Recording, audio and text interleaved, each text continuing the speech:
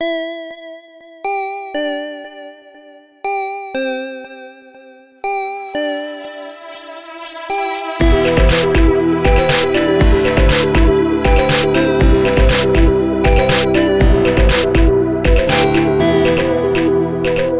hey, everybody. You can't hear him, but I'm actually here with Tass.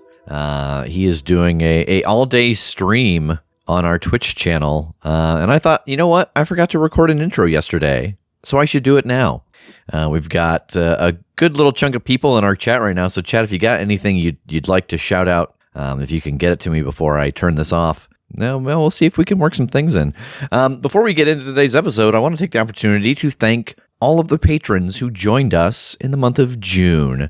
Rise Venus, Cameron Jacobson, Brandon, Kevin Tompos, Lane Abernoth, Hutton Hill, Nezalin, Julie Cohen, Joseph Watson, and Anna. So thank you to all of our new Patreon supporters who joined us this month. And thank you to all of our Patreon supporters who join us every month. You can find everything you need to know about it over at patreon.com/thecritshow. $1 will get you access to the most aggressively welcoming Discord community on the internet. And the $5 tier will get you access to not just a ad-free feed if you'd like to support us, but not listen to ads. It'll also get you access to, by this point, it's got to be hundreds of hours of bonus content. And you can find information about all of that, again, at patreon.com/thecritshow. Oh, I have a message. I'm supposed to remind everybody about the game that Kim is running, Alice is Missing.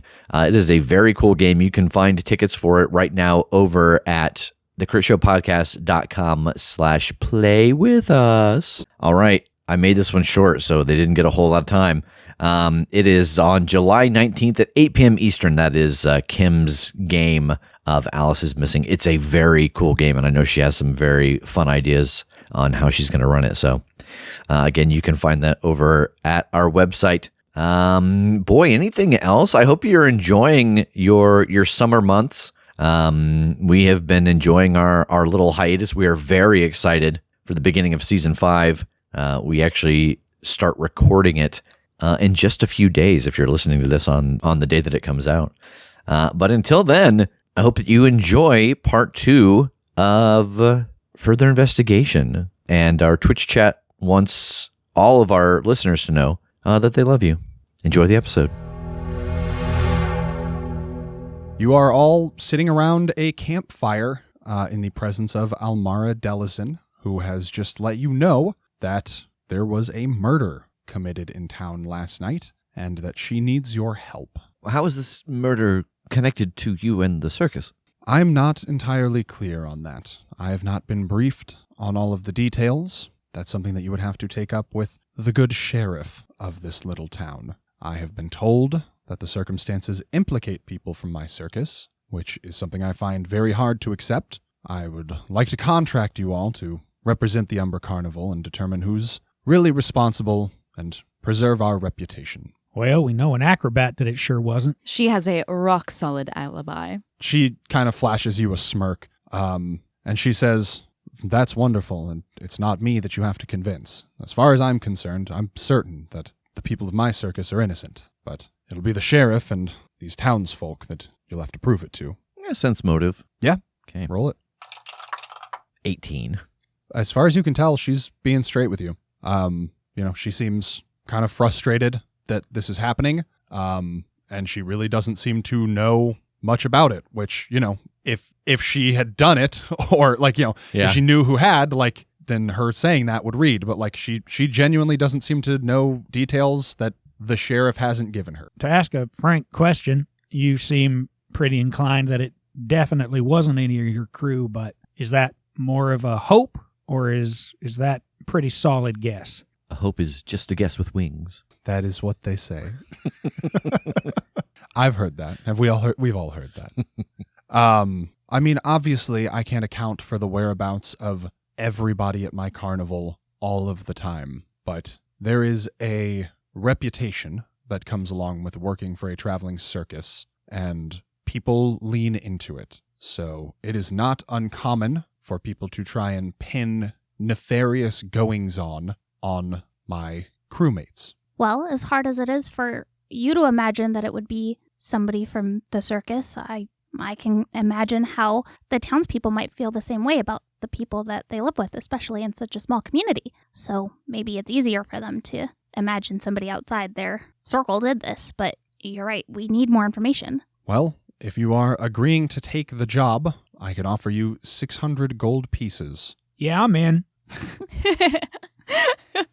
And I can write up a notice that you can take along to the sheriff saying as such, that you are the carnival's representatives in this matter. What exactly did the sheriff say to you? She sent word that a murder had been committed in the town and that there was evidence to implicate someone in my carnival, and none of us had better be going anywhere.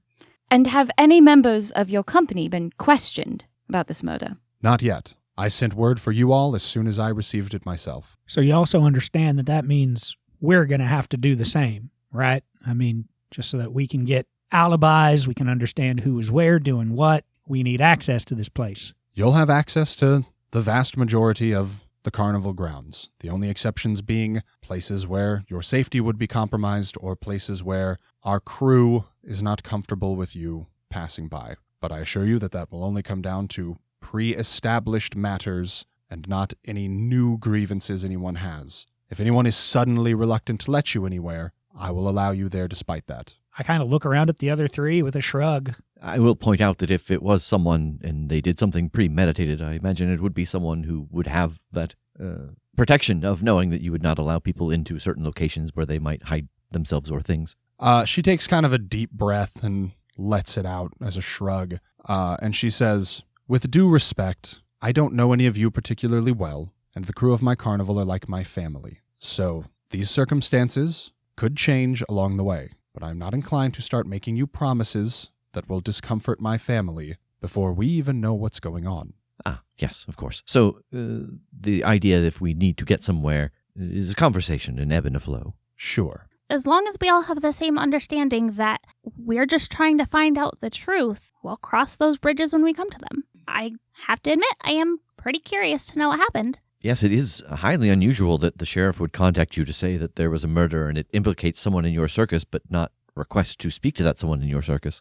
That gives me the sense of trying to put together a case before presenting it. Yeah, maybe something broader than that. Somebody spotted the outfits, but not a person, something like that. Which that's a whole other point. Might be that somebody in your crew just messed up, left something open for somebody to be able to steal some outfits, maybe bribed somebody for one. Somebody might know something. We just gotta start somewhere, I guess. Well, I'm in.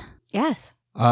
She nods and she reaches into the bag hanging on her seat and pulls out a pen and a roll of paper and starts drafting up a letter. And as she does, she says, "I would encourage you to make the sheriff's office your first stop on your way back into town so that we can learn exactly what we're dealing with and get things underway in a proper manner." And you see her finish this letter and sign off on it. And she puts it in an envelope and pours a little bit of wax on it and seals it and hands it off to the king of the carnival. It's a heavy burden I carry.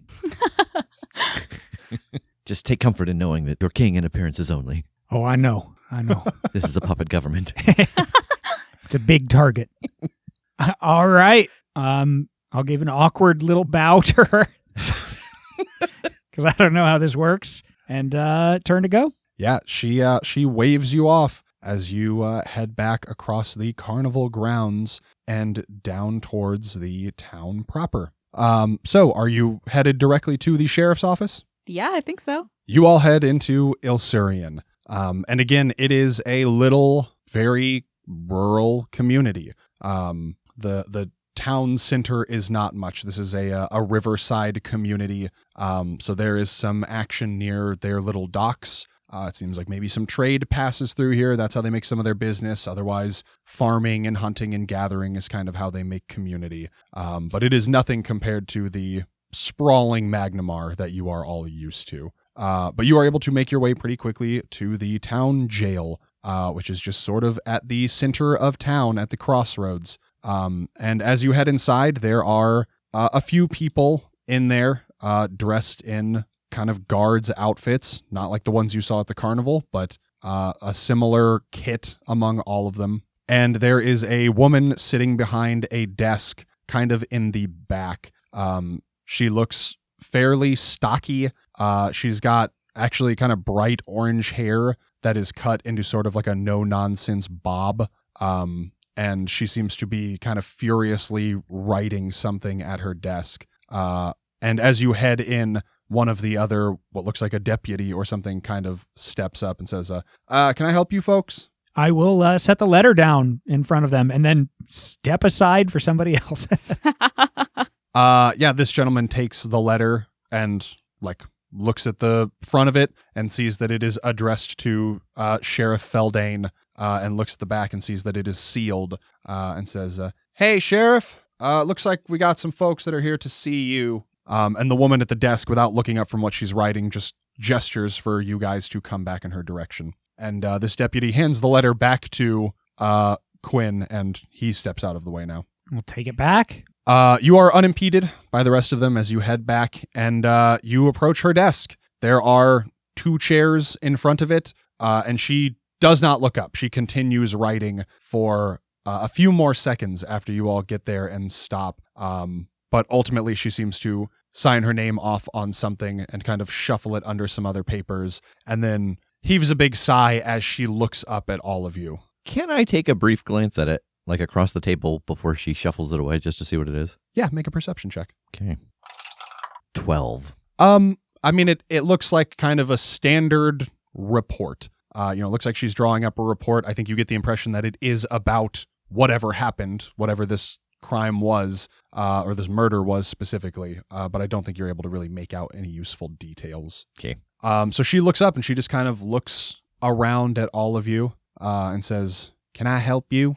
Yes, I certainly hope that you can. We've been hired by a Ms. Alamar Dellison to be her proxy in this investigation concerning a murder that happened recently. Her attitude seems to kind of drop on her face, even more. She already was not joyful, and she looks even less joyous now. And she looks at the letter in Quinn's hands and holds out her hand for it. I'll hand it over.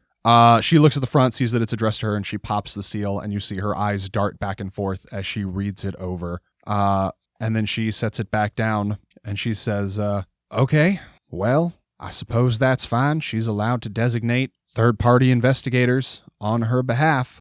I'll allow you to investigate the crime scenes. You do realize that now whatever you do, you're representing that circus, though, right? Any misconduct that you all perform is going to reflect on them. Sounds like that's part of the job. Okay, what do y'all want to know? Start from the beginning. Who was murdered? The victim was a local man named Archivin Walder. He's our town moneylender, sometimes a pawnbroker, owns a local business called the Locked Box. He was found mauled while walking to his home after the circus last night. Walder's wife went looking for him. When he never came home, discovered the body. Evidently, she sent some of her guards. They brought him back to his shop. She called me in. What do you mean mauled? Like just beat to hell or actually torn up? It seems like some kind of creature got at him. There's been stories all over the place this morning about a great 4-legged beast flying over the town last night after the circus closed down, silhouetted across the moon. Of course, I'll be damned if I can find a single eyewitness who actually saw it, but it sounds an awful lot like that sphinx they got. Now, tell me, are animal attacks common in this area? Certainly not. That'd be something to consider were it not for the fact that when those guards brought him back to the shop, they interrupted a robbery in progress. So it seems to me that there was an attack on the owner and a hit on his place of business, all at the same time. Doesn't sound like a conventional animal attack to me. Where is Mr. Walder's body now? As far as I know, Archivin's body and the bodies of the robbers that those guards managed to take out are in transit to the Temple of Aristil. Do we know where that is? You can make a knowledge local check. 28. Yes, you know precisely. Good God. It's just in Magnamar somewhere, or... No, it is here. It is Okay. in Ilsurian. I think you know with that exceptional check that Aristil is kind of like the god around here. Aristil is like the god of the hunt and things like that. So is a common deity to be worshipped in like rural areas. So they have their little temple here where they would have their cleric, and people who pass are taken there to be like, readied and funeral service and interred and whatnot. Did the thieves have anything on them when they were interrupted? Were they in the process of stealing something in particular, or were they just trashing the place? I haven't taken the time yet to do a very in-depth investigation of the crime scene. You're welcome to have a look at it. From what the guards described, it seemed like they were maybe just looting and panicked when they were found. Tried to hoof it. I kind of look around at the other three. Would it not behoove us at some point to get Almara over there to identify these folks that they took out? See if it's even anybody on her crew? Now, I'm actually going to put the kibosh on that right now. If we're talking about suspects in an organized murder and robbery attempt, I don't particularly want them having access directly to the crime scene. Oh, I don't think we're discussing the crime scene, just the bodies. You've stated that these people were from her circus. She would have a roster of everyone who works there. She, kind of considers that a little bit. And she says, all right, maybe once we've had time and once the cleric has had time to deal with the bodies, maybe we'll let her in and have a look at them. For now, I'd recommend y'all just go investigate that crime scene, see if you can turn up any details. Talk to the widow, see what she saw. I haven't gotten the chance to get down there yet. I'll be honest with you, I'm not necessarily convinced that this was the Sphinx or the circus either, so don't consider me your enemy. But the mood in town is sour. People don't trust outsiders around here. It's a pretty insular community. I do my best to rise above all of that, but it's going to be hard. Now, poor Walder's left dead in some bushes. It'd be one thing if the deaths were accidental, but the robbery angles really got some people shook. I believe we are all on the same side here in the sense of finding out what is true and untrue. Do you have anything, aside from that letter, perhaps, that you could give us to inform folks that we are indeed official? Perhaps charming little badges. She, heaves a sigh again and starts, opening the drawers in her desk and, rummaging through things. And she, pulls out a few little, ribbons that seem like they would be, marks of distinguished action. And she says, I got these. I mean, these aren't going to be accurate, but they will signal law enforcement. And obviously, I'll put out the word to all of mine that you're in on this investigation. So any of my guards that are around will be able to vouch for you. I don't imagine you'll be interrupted on the basis of not belonging anywhere. What was the public sentiment towards Walder? Positive. He was one of the wealthier men in town. He was an honest businessman. I mean, he was a moneylender. Not everybody was happy with the rates and whatnot, but he provided a good service, and he was a nice enough man. We got to move fast. If this does sour, we're going to have a whole lot of people with torches and pitchforks heading towards that fair. Yeah, it seems like this has stirred a lot of unworthy opinions about the carnival folk. Seems like that's kind of the greater point, though, right? I mean, does that track? Obviously they want to stir up trouble, make people look the wrong way. Whoever's doing this, especially if they're dealing with robbing a money launderer. Fuck. Hell yeah. Nobody said anything about that. What?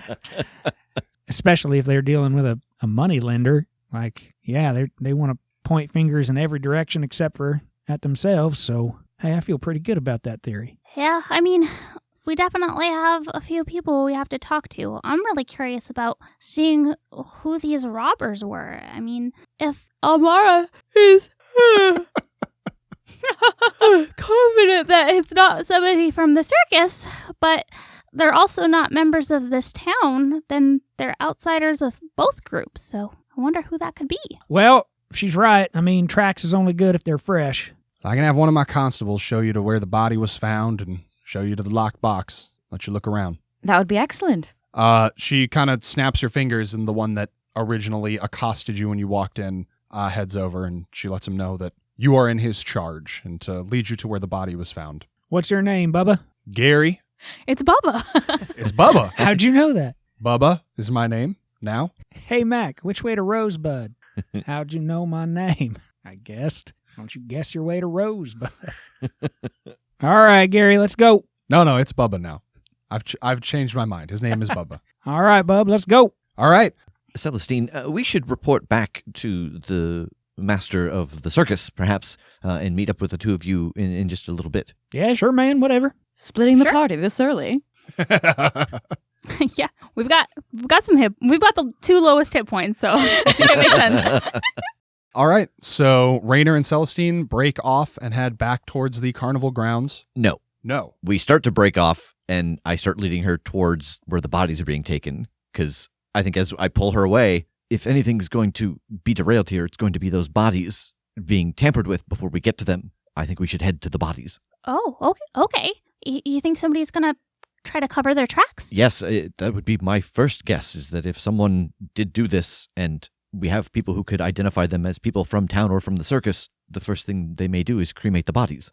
Oh yeah, that would get rid of a lot of evidence. Yeah, okay. Well, let's go take a look. I couldn't say it in front of the popo. All right. Let's first go with Celestine and Rayner. So you head to the Temple of Aristil. It is public access. People are allowed in and out of the temple. It is a humble little structure, mostly built of wood and stone.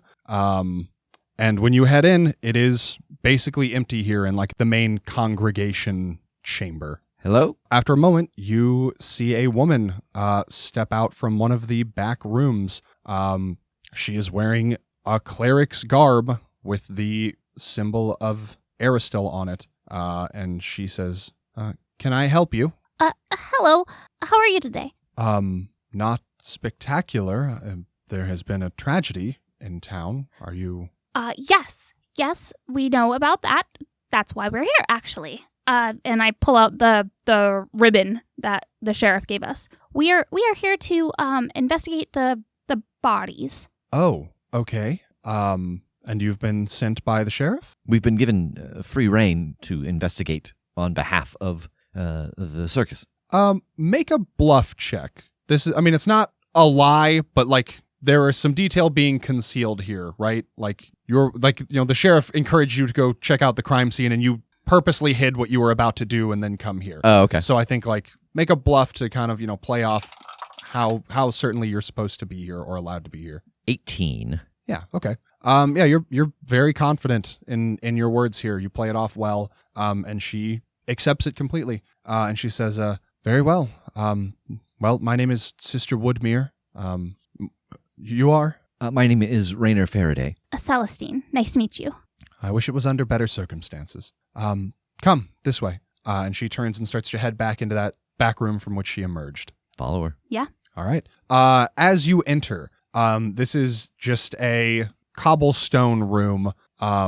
It seems like this is where, like, bodies are kept and prepared for burial. There are a couple of big kind of slab tables in the middle of the room that have what appear to be bodies under cloths laying on them. There is a haze hanging in the air. It smells kind of incense. It seems like maybe she was saying prayers over the body or something when you originally came in. And she stands at the head of these tables and just kind of gestures widely to all of them. One of these is Archivin. One of them is evidently one of the attackers, and one of them is the guard that was killed. Shall we? Right. Let's start with Archivin. Okay. She peels back the cloth, and you see a pretty beat to shit body in front of you. He seems to have been an older man with thinning gray hair and a goatee, and he is covered in lacerations and bruises. Do the lacerations look like claw marks or bite marks? Do they look like they could have been done with a weapon? I think there are a few different checks you could feasibly make here. I think a heal check would tell you some of this. A knowledge nature check would tell you, like, specifically if this seems animalistic. What are you thinking? I guess heal. Okay, make a heal check. 10. From what you can tell, it kind of looks as it was described. I mean, it does look like a big creature, like did some clawing and some stomping and some biting here. It's hard to make out what exactly that would have been, but it does seem animalistic in nature. Is that how sphinxes attack their prey? You could make a knowledge arcana check to see what you know of sphinxes. Do you have knowledge arcana trained? Do you have skill points put into it yet? I don't. Okay. Then I don't believe you can make this check because the DC would be above what is considered general knowledge for something like a sphinx, because magical beasts fall under the purview of knowledge arcana. I have that as a class skill too, but I don't have it trained either, so I can't do it too. So yeah, his body looks like it has suffered an animal attack. It is hard to tell what creature that might be, and you don't know exactly off the top of your head how sphinxes work. But having seen this now and like knowing the result, it is something you could feasibly go talk to Almara about, or like ask about how the sphinx operates with her and figure some stuff out still. Can I take a measurement of like the claw marks just to get kind of a rough understanding of like the size of whatever this thing is, or is it too like messed up to distinguish that? No, I think you can get measurements of some of the claw marks. Cool, I do that. All right. Sister Woodmere kind of watches you work, and she says, it is terrible. No such thing has ever happened here as far as I can remember, and I don't want to cast aspersions, but it does seem strange. Not as if the people of the carnival actually did it. Of course, I think it's unfair to hold those sorts of biases, but it doesn't seem like coincidence. Well, I think it's a pretty convenient opportunity for whoever did do it. Strangers about and the owner being gone. That's a pretty good time to try and rob a place if you're looking to steal something. Well, not all of them made out very well for themselves. And she pulls back the cloth on the table on the opposite end here, revealing a humanoid. It looks more or less like a person, except with gray skin and a sort of misshapen bald head, and seemingly like emaciated. And she says, this is allegedly one of the thieves, but I don't know what's wrong with them. Do they look similar to Faraday? Sort of, but not in a way that you think like they're connected. They have kind of like similar gray skin tone, and they're both bald-headed, but that's kind of where the similarities end. But I think you could make a knowledge nature check on them to see what you know. 22. God. Oofda. Yeah, so looking this person over, they don't seem actually quite human. In fact, as far as you can tell, this seems like a skulk. A skulk is like a very smooth-skinned, hairless humanoid. They're typically sort of wild. They live in like small groups outside of society, and they have an ability to kind of camouflage themselves, which would come in handy trying to like break in and rob a place. So how exactly did this person die?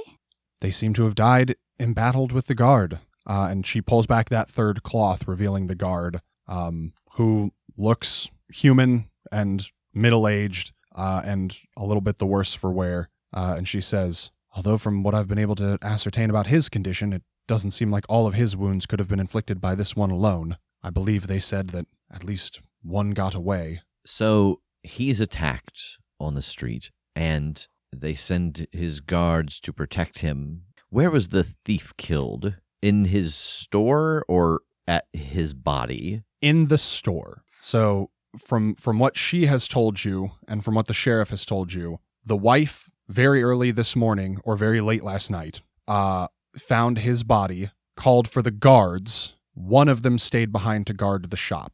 Thieves came in, tussled with that guard. It seems like one or more of them killed him. When the other guards returned with the body, they scattered. Oh, okay. I wonder if I'm sorry. It must be the incense in here. The one that got away, if they had something in particular that they were trying to get from the shop. Yes, I don't think we can know until they find out what might be missing. Sister Woodmere says, despite their crimes, I don't wish death upon anyone. I hope that those that escaped have survived and learned better of their actions. Is there any further investigation you'd like to do of the bodies? Or shall I resume my prayers? Can I get an idea of maybe how many people might have attacked this guard? I don't really know what I could get from looking it over, but...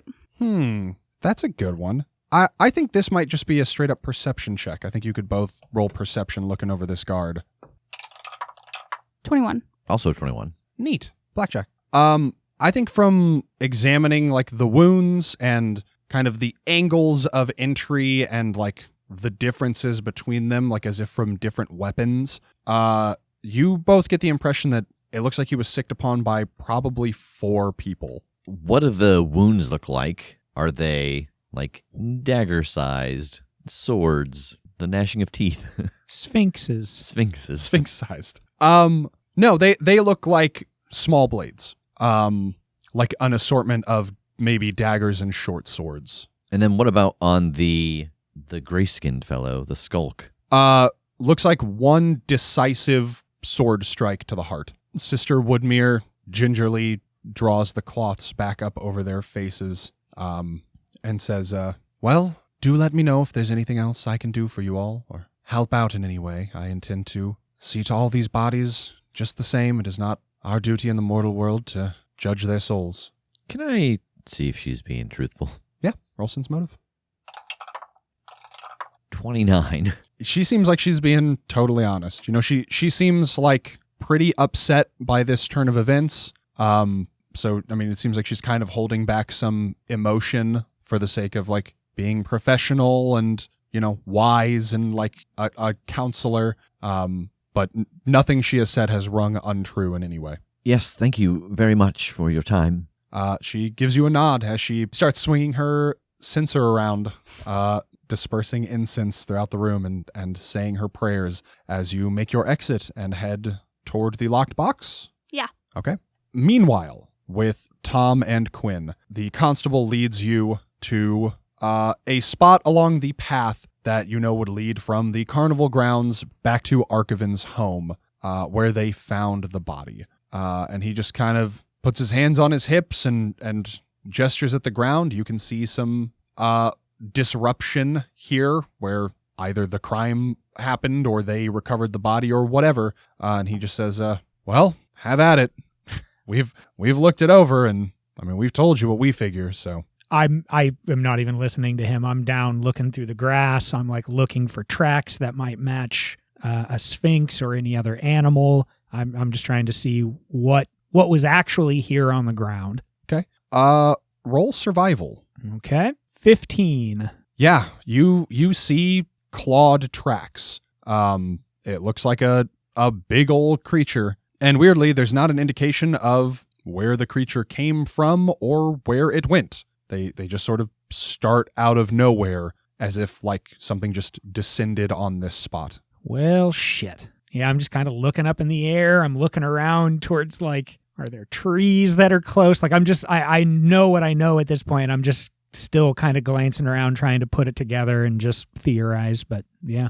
I mean, if this was any sort of animal attack, there would be like feathers, there would be fur, there would be a variety of things. I hate to get all the staircase owl theory about this, but like animals can't just attack and like not leave any sign. Do we see anything that specifically points to a sphinx? I think you could make a knowledge nature check. Okay. Two options here. If you're trying to scrutinize what Quinn has found and see if it leads you in the direction of Sphinx, that would be a knowledge. Actually, that'd be a knowledge arcana. Okay. Or if you are just trying to look around more around the area and see if you spot anything else, that would be a perception. Okay, let's do perception first. Okay. 15. You don't see anything else. You don't see feathers or tufts of fur or anything that you would expect to see laying around. Okay. It is, it's pretty busted up around here, and like much of the evening and morning has passed at this point, so it's not out of the question that things could have been like blown away or accidentally disturbed when they were moved to the body, but you sure don't see anything. Okay, then I guess I'll take a look at what Quinn has found. Okay, roll knowledge arcana. Okay. I am not trained in this, but thanks to being a bard, I can add my bard level to all knowledge checks and make all knowledge checks regardless of whether or not I'm trained. Dope. That is a 18. That will just do it. Okay. So looking at the tracks and kind of scrutinizing them with Quinn, and trying specifically to put this in is this a Sphinx framework? From what you can tell, the tracks, despite being clawed, aren't like leonine, like a Sphinx's foot. They read as like some other kind of clawed animal. And besides that, they're not deep enough for something as heavy as a Sphinx should be. A Sphinx is like 600 pounds. These tracks don't seem to carry that kind of weight. I was in a production once of an opera called The Riddles of Reduvia, and our costume designer was quite the stickler for realism. These tracks don't match up with what a Sphinx's would be. How sure are you about that? Oh, I'm positive. Yeah, all right. I mean, it's something big, but it Big, doesn't make yes, any sense. but doesn't have the mass that a Sphinx would have. These tracks would be a lot deeper, don't you think? Yeah, now that you say it, probably. It's certainly some sort of clawed animal, but it's not leonine. All right. Here's the other problem is, if it wasn't a Sphinx, what was it that can either fly or get brought in here some other way without leaving tracks? Because they don't come from anywhere, they don't go anywhere. And are there any additional tracks in the area? Are we perhaps dealing with someone who can shapeshift? Oh, that's a thought. Shapeshift. I know there's magic that lets people move around in weird ways, too. It's a start, though, not a Sphinx. Absolutely not. All right, we learned some shit. You hear that, Deputy? Yeah, I hear ya. Pardon me for not knowing the details of how heavy a fucking Sphinx is. No, I wouldn't. I didn't mean to rib you there, man. I'm just like, yay, we're kind of reductive. No, more just like, hey, we're learning together. Yay, team truth and justice and shit. Bubba rolls his eyes. All right, I tried. He says, well, is there anything else you need to see here, or do you want to go to the other part of the crime scene, the shop? I assume this was covered by my roll, but I am still just taking like one final, like really wide lap. Like I'm just thinking like, did somebody cart something in and like let it loose and then wrangle it, or just little things like that. I'm just kind of taking one more lap to feel good that I don't see anything else before we head away. Yeah, I mean, carrying over your existing roll, you look around the area and you don't spot anything else. Yeah, let's get out of here. I don't think we're going to find anything else. All right. All right, he leads you a little bit further to the locked box. It is a pretty, like, sturdy, solid stone building. It's got big, heavy wooden doors, no windows. It appears to just be a single story from the outside. But he walks you up to the front doors and just opens them, and standing inside, you see two guards and an older woman who are having a conversation, and they turn to look as you open the door. The old woman, I think you can see immediately, is sort of puffy-eyed and weepy, as if she has been recently crying. And she says through her sniffles, can I help you? Sorry to bother. We were just hoping to look around a little bit. And I kind of nod to Thomasin and look back at this woman. That's all you. Madam, first of all, I'm extraordinarily sorry for your loss. Oh, thank you. I don't know what I'm going to do without him. Well, we're going to take it one day at a time, but my friend and I are here to try and find the person or creature responsible for what happened to your husband. Well, I mean, I think it's obvious what happened to my husband. He was killed by that Sphinx. Now, madam, I understand why that might seem the case, but the evidence that we have found at the scene actually proves that it couldn't have been a Sphinx. It was some other clawed creature. She kind of like waves that information off immediately. And she says, No, I just know it. He was so excited to go to that carnival, and it just bothered me to think of him ogling that she lion prancing around with no top on. But none of that would matter if only Archie was still here with me. I'm just kind of glancing around, like, you know, looking for, just looking over the area. But I do at least turn back when she says that. Ma'am, I got to tell you, it would really make me happy if that was the case, if it was that thing, because then we'd be able to wrap this up with a nice little bow and leave. Be able to find peace for you and in the truth, but it really doesn't look like that's the truth. And if that's not the truth, that means something else out there did this. And if we let that go free, well, that ain't justice, is it? Again, she just seems like she's not even hearing this. Like, She seems like she's made her mind up, and that is, I mean, despite being distraught, that is its own peace. Yeah. Like she thinks Yeah. she knows what happens. She's decided. So she just kind of waves you off and like buries her face in a handkerchief again, crying. And one of the guards kind of puts an arm around her to comfort her. And the other one walks over to the two of you. So what? You like just here to investigate? I mean, I can tell you what we saw when we got here, and not much has been messed with. Once we secured the premises, we just kind of locked it down and moved on with getting the body taken care of and everything. So what you want to know? Oh, yes, I would love to know your account of what happened that night. Yeah, well, we, 4 of us lived here.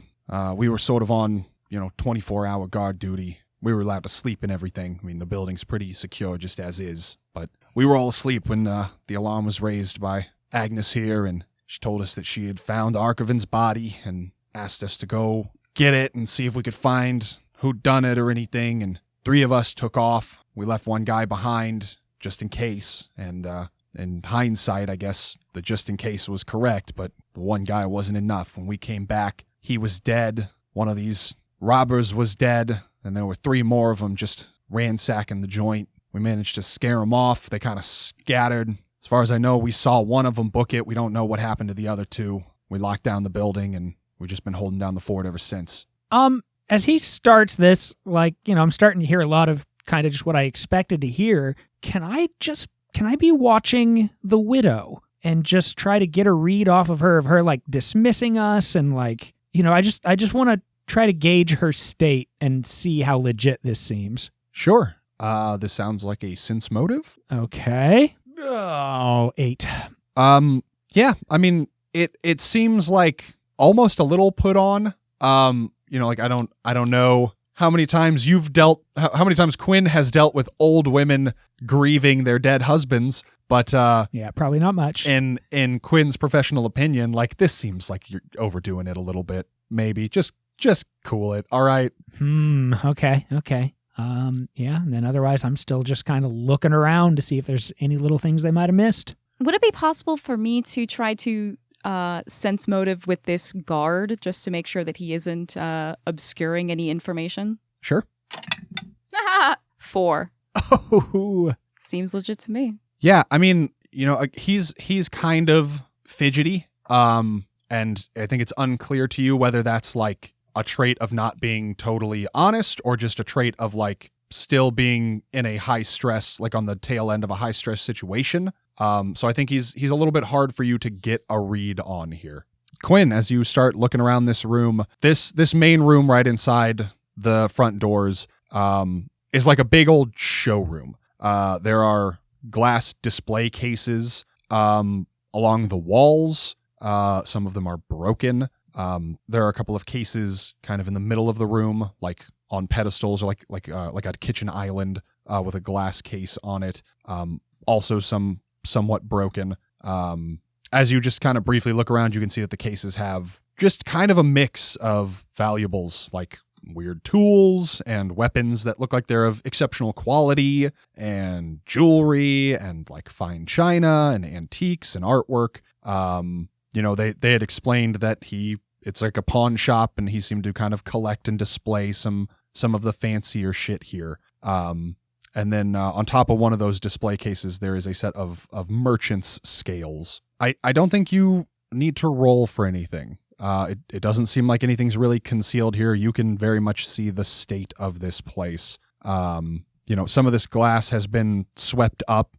It seems like they have tried to clean some things up in the interim here. There is still some of this stuff that is in broken cases, but was left behind, like they couldn't scoop up in time to get out of here with it. But more or less, this room is exactly as it appears. This seems like where the looting and escaping from and the murder took place. There is a set of doors on the far wall, like to the north. They are currently closed. And then there are doors on either side of the room, kind of along the back wall, a little bit shallower than that set of double doors that seem like they lead to other rooms in this building. So, they didn't get past this room, huh? They didn't get back into any of these other doors or parts of the building?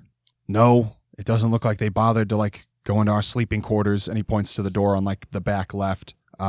He says the office door was locked. And he points to the door on the back right. And he says, and the vault is like super locked. And he points to those double doors down the hall in the back. And he says, well, I mean, the front doors of the vault ain't locked, but I guess and the door to the office was open. I assume that our buddy went in there, but oh, hell, I don't know. And he kind of like hovers his hand like over his weapon, like he's actually getting nervous now thinking about what he doesn't know of this scenario. Yeah, man, that's making me a little twitchy too. What do you say we go take a look? Yeah, sure. Do you want me to go with you? If you want, I'm happy to take a look on my own if you want to stay out here just in case there's any sort of ruckus. I mean, you never know. Somebody's still hiding back there. Someone ain't able to get out of there yet. If you stay out here, maybe it'd be the last defense if they get past me. Can't be the case, though. But doesn't hurt to take a look, right? He's like instantly way more on edge. He's like scared now. And I think Agnes is also like starting to get a little nervous. And the guard that was comforting her, like escorts her, like puts his arm around her shoulders and like leads her towards the guards' quarters, that back left door. And this other guy's like, okay, I'm going to stay up here, just in case. And he's like looking at the glass cases that aren't broken and like seeing if somebody could be hiding behind one of them. Be careful when you go down those stairs. There's a pit trap in the floor in front of like the main vault doors to catch people. So. Oh, good to know. Thank you. Thank you for warning us. And he draws his sword and starts kind of stalking around the room and looking in the cases and like looking in any shadow and scared of his own.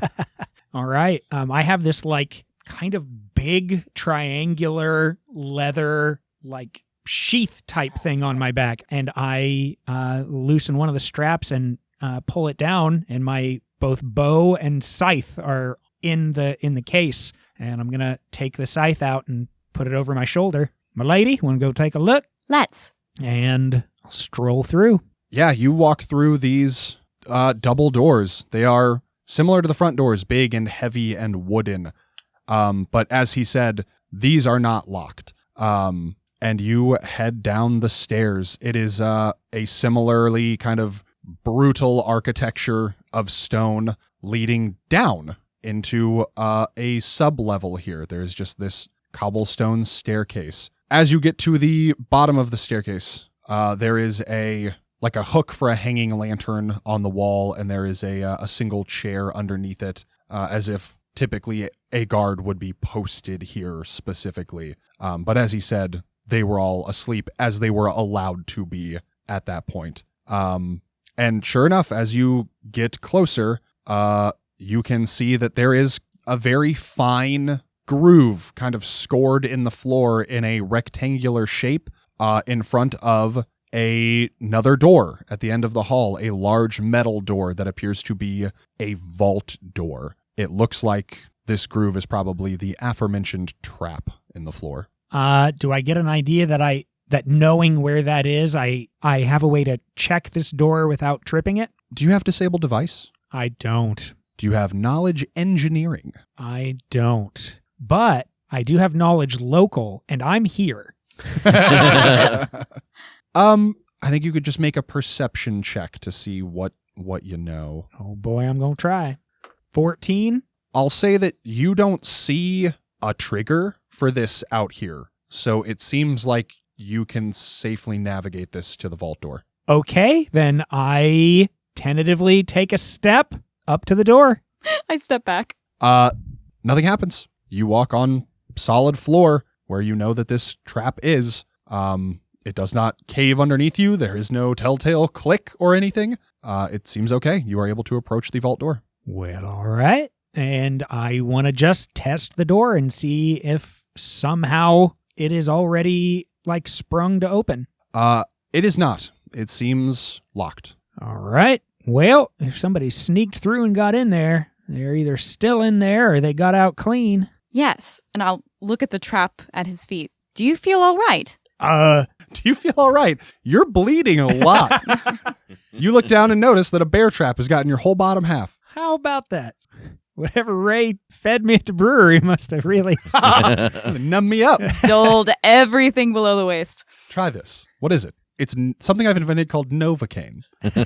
Yeah, I mean, I think it's okay. I wonder if it's like a trap. If they know somebody's in here, they flip a switch or something.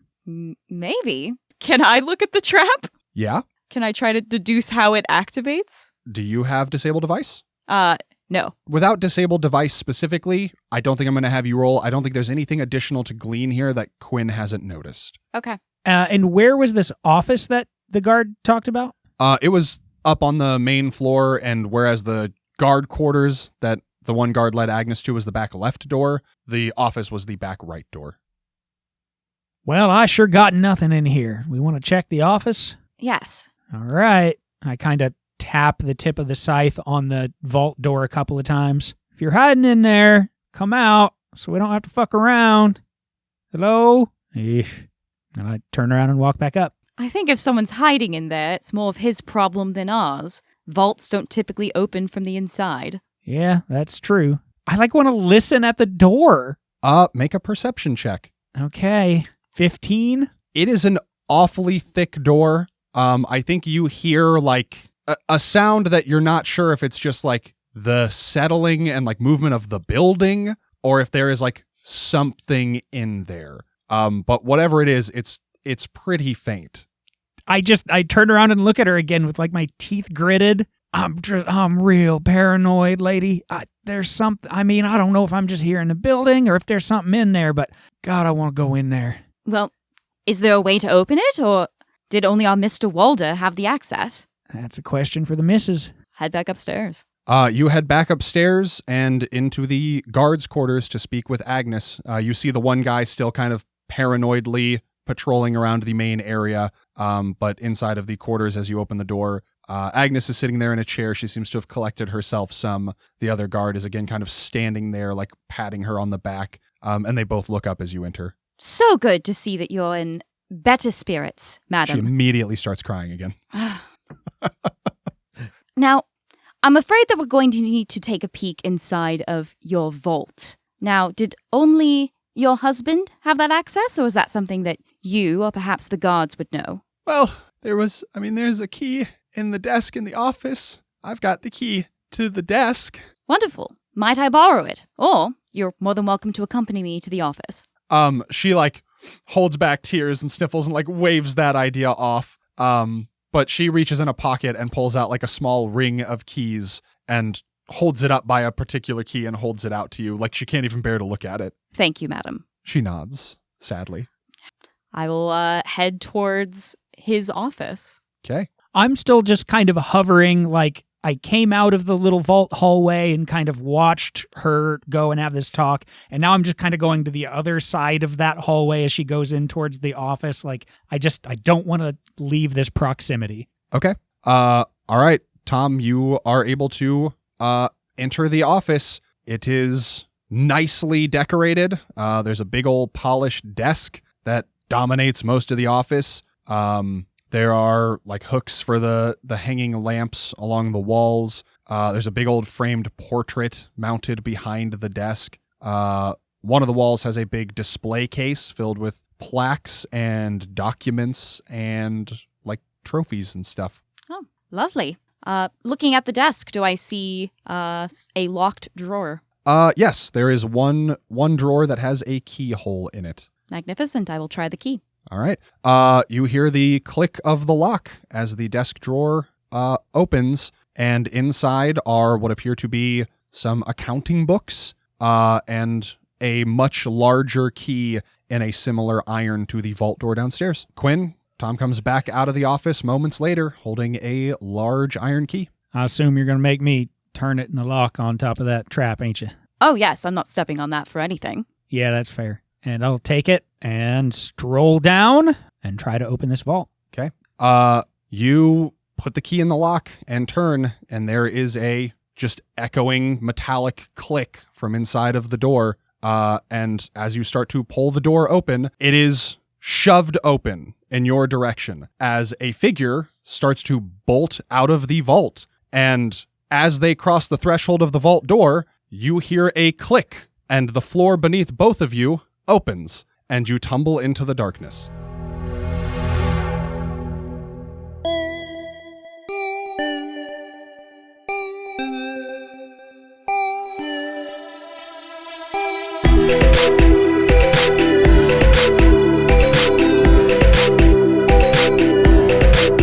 Critshow is a Critshow Studios production, edited and produced by Brandon Wentz with music by Jake Purley. You can find more information about us at thecritshowpodcast.com. To keep up to date with upcoming live shows, contests, and other special events, follow us at The Crit Show on Facebook, Instagram, and Twitter. For even more weekly content, join us at patreon.com/thecritShow.